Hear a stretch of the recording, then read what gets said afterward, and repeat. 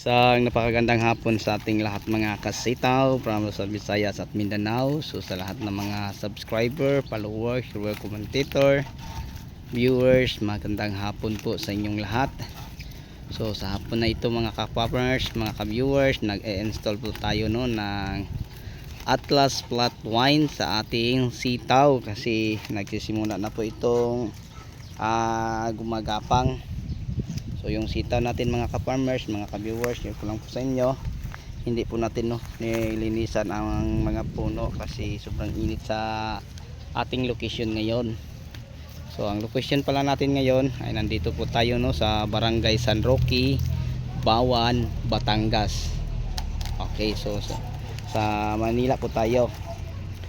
So yun po mga ka-viewers, mga ka-farmers, ang pag-install ng Atlas Flat Twine sa ating sitaw. So tingnan nyo kung paano mag-install. So inikot sa isang bisis sa ilalim para pag may hangin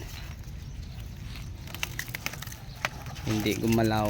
Sabit lang sa taas yan. Ganyan lang sa taas tapos sa ilalim iikot ng isa, dalawa. Okay, so yun po mga ka-farmers, mga ka-viewers. Tapos ang sukat nito share ko lang po sa inyo, 4 to 5 inches lang ang layo so ganito lang kalayo ang tamang paglagay. 4, hindi masyadong malayo mga ka-farmers. Tapos ang taas lagpas yan tingnan nyo kung gaano kataas. Ayan po,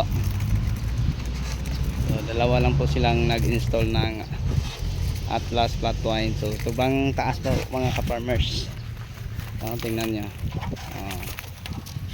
So sana po sa ating video may natutunan po kayo kung paano tayo mag-install ng Atlas Flat Twine. Sa itaas tie wire, sa ilalim pwede ang diamond straw diamond straw pwede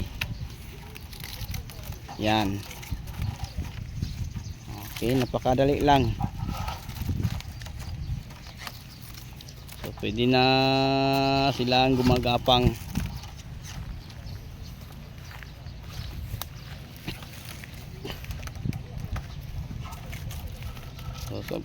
Sobrang taas yan yan.